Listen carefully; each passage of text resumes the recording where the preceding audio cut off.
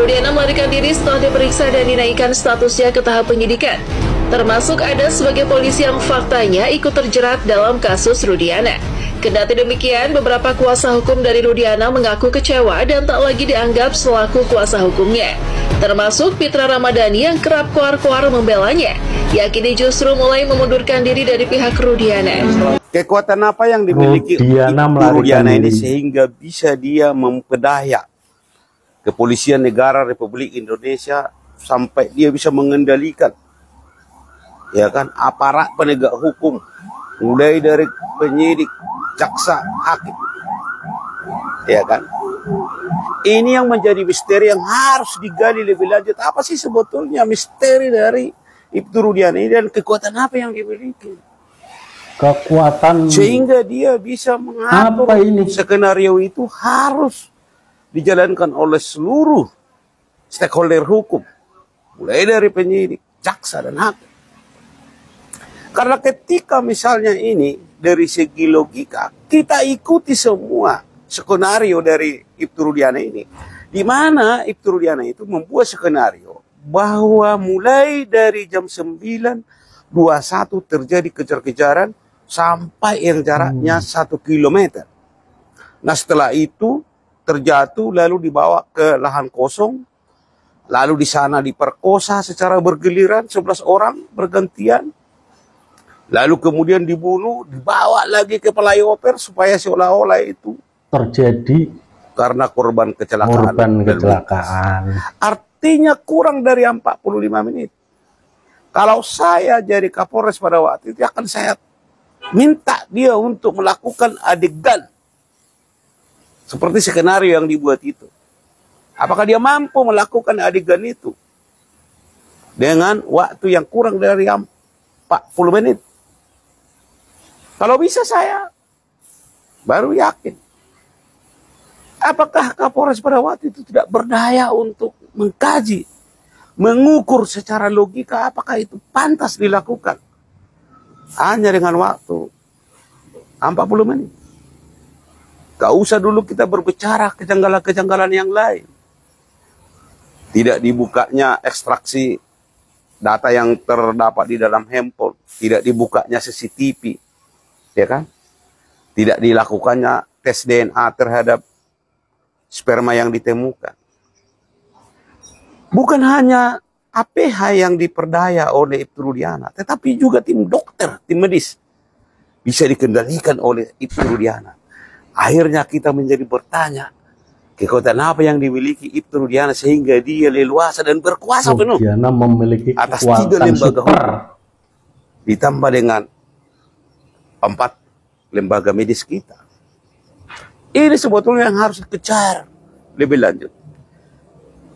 Ya, hari ini masyarakat Indonesia dibuat tercengang, terbodoh, ya kan?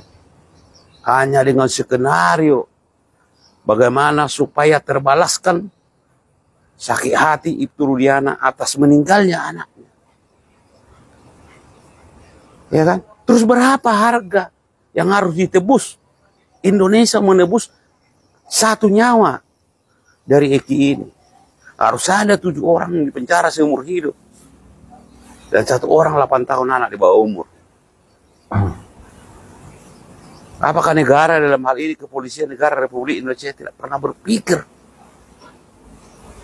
skenario yang dibuat oleh Ibtu Rudiana ini logis atau tidak logis? Belum lagi kita berbicara soal saksi. Ya kan? Kita ukur dari segi waktu saja itu tidak akan masuk akal. Jadi kalau saya jadi Kapolda, kalau saya jadi Kapolri pada waktu itu, kalau saya jadi Kapolres pada waktu itu, saya akan minta Ibtu Rudiana untuk melakukan adegan.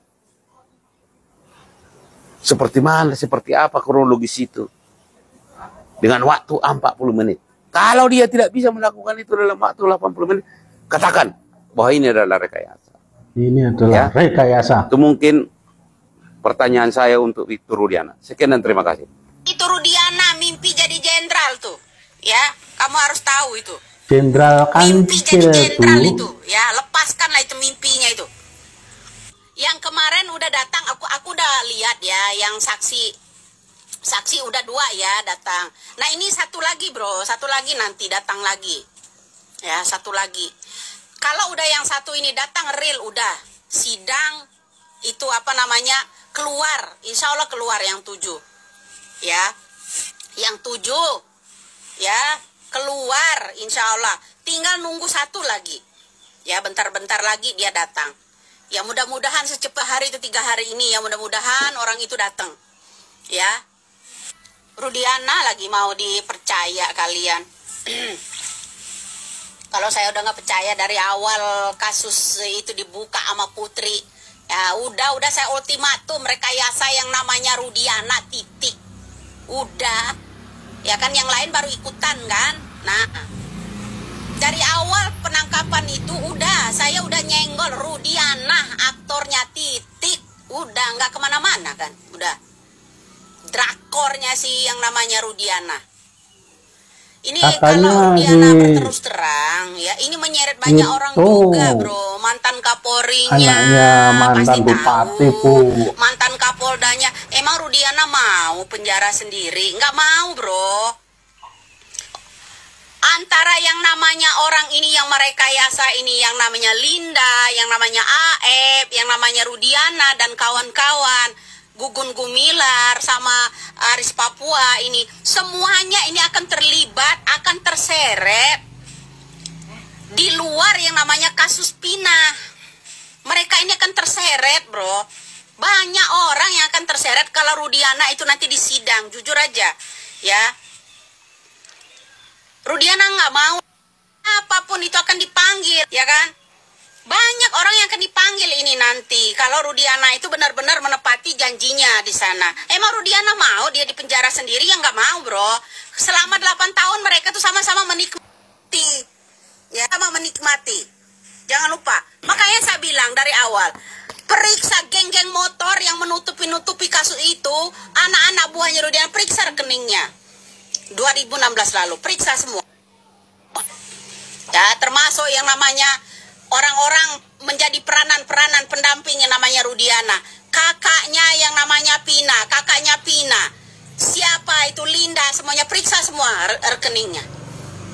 Kan dari dulu saya bilang, orang-orang terdekat yang namanya Rudiana itu periksa. Gak usah kemana-mana dulu, periksa dulu yang namanya itu. Rekening 2016 lalu. Melibatkan banyak orang. Saat ini kita mendapat 2 informasi penting. Apa itu Pak yang Dedi? Bisa menjadi bahan analisis kita bersama menuju ke arah kesimpulan yang tepat dari peristiwa ini. Yang pertama adalah kesaksian antara Adi, Ismail, Purnomo dan Oki.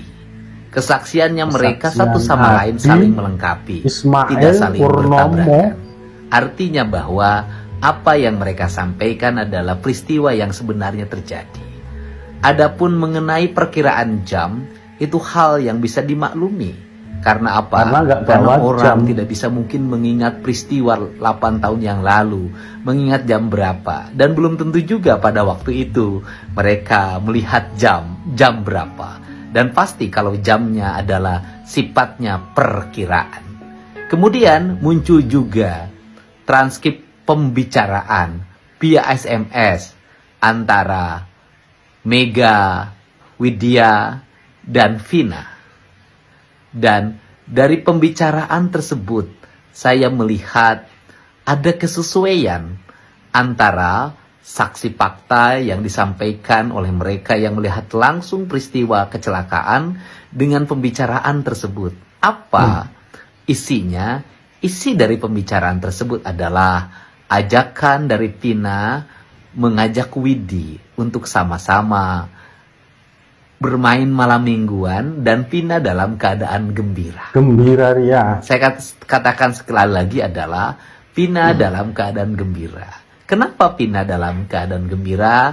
Karena hubungannya kembali lagi nyambung dengan Eki. Saksi yang melihat peristiwa di jalan raya juga mereka mengatakan mereka naik motor dalam keadaan gembira. Artinya bahwa secara psikologi, baik aspek digital maupun aspek manual, tidak ada yang bertentangan. Kalau perbedaan waktu, saya katakan bisa dimaklumi karena peristiwanya terjadi 8 tahun yang lalu. Waktu yang tepat adalah waktu yang ada pada percakapan SMS. Semoga kasus ini semakin membawa terang kita semua dan semakin membuka jalan bagi terbebasnya terpidana sebanyak 7 orang yang masih mendekam di penjara dan dikabulkannya PK Sakatata. Semangat Pak Kepada Deddy. para pihak yang masih ingin menggiring kasus ini pada asumsi, pada halusinasi, pada imajinasi, hanya didasarkan kepentingannya sendiri, saya pikir Anda tidak akan bisa. Karena Anda kalau tidak bawa data, tidak bawa fakta, tidak mau turun ke dunia nyata, datang ke Bareskrim, datang ke pengadilan, semuanya tidak akan ada arti. Karena yang diperlukan oleh publik adalah bukan halu, tetapi fakta, nyata dan fakta.